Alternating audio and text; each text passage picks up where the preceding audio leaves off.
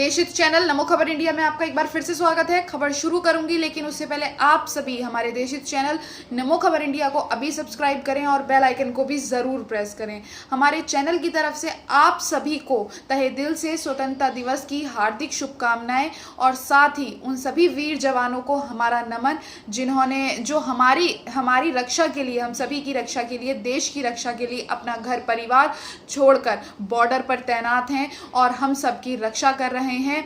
और उन सभी शहीदों को हमारे चैनल की तरफ से श्रद्धांजलि, जो इस देश के लिए शहीद हुए, जिन्होंने इस देश के लिए अपना बलिदान दिया।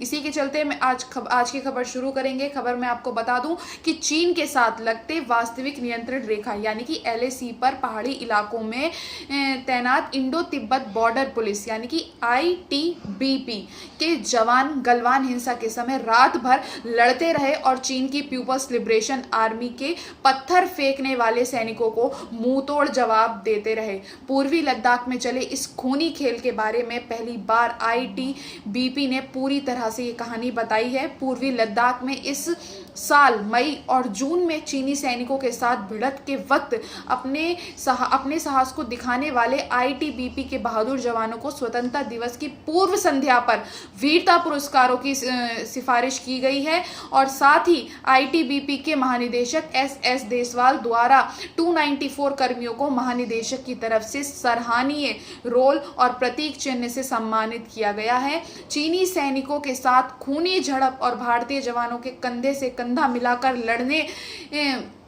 लड़ने का कुछ ब्यौरा ITBP ने पहली बार साझा किया है, जिसमें यह बताया गया है कि कुछ जगहों पर यह संघर्ष करीब 17 से 20 घंटे तक चला।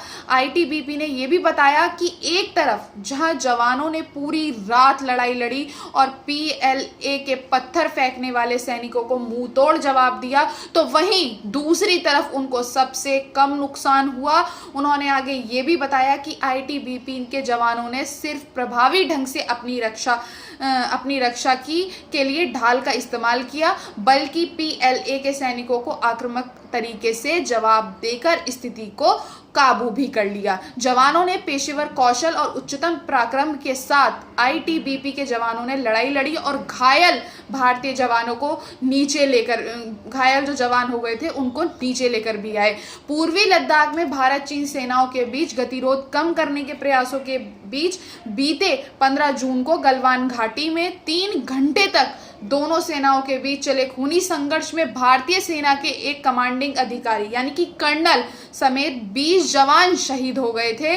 इस झड़प में चीनी जवानों के मारे जाने की भी पुष्टि की गई, लेकिन चीन की तरफ से यह नहीं बताया गया कि उसके कितने सैनिक हताहत हुए हैं। हालांकि कुछ मीडिया रिपोर्ट्स के अनुसार 43 चीनी सैनिक 43 चीनी सैनिक गंभीर रूप से घायल हुए थे और मारे गए थे। लद्दाख में हाल ही में चीनी सैनिकों के साथ संघर्ष में बहादुरी दिखाने के लिए भारत तिब्बत सीमा पुलिस यानी कि ITBP के 294 जवानों को महानिदेशक DG यानी कि सम्मानित किया गया है। और ITBP ने शुक्रवार को यह भी बताया था कि इस इलाके में तैनात 21 जवानों को वीरता पुरस्कार दिया जाएगा और यानी कि वीरता पदक देने की अनुशंसा सरकार से की गई है। और ITBP ने दोनों सेनाओं के बीच गतिरोध के बारे में पहली बार आधिकारिक तौर पर जानकारी देते हुए बताया कि किस तरह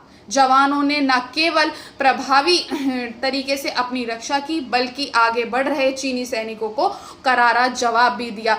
इसीलिए आप सभी भी आज स्वतंत्रता दिवस के दिन अपने वीर जवानों के लिए हमारे कमेंट बॉक्स में जय हिंद जरूर लिखें। अगर आप सच्चे हिंदुस्तानी हैं तो आप कमेंट बॉक्स में जय हिंद जरूर लिखेंगे। इसी के चलते अब मैं आपसे विदा लेना चाहूंगी। सतर्क रहिए, सावधान रहिए और अपना ख्याल रखिए। जय हिंद, जय भारत।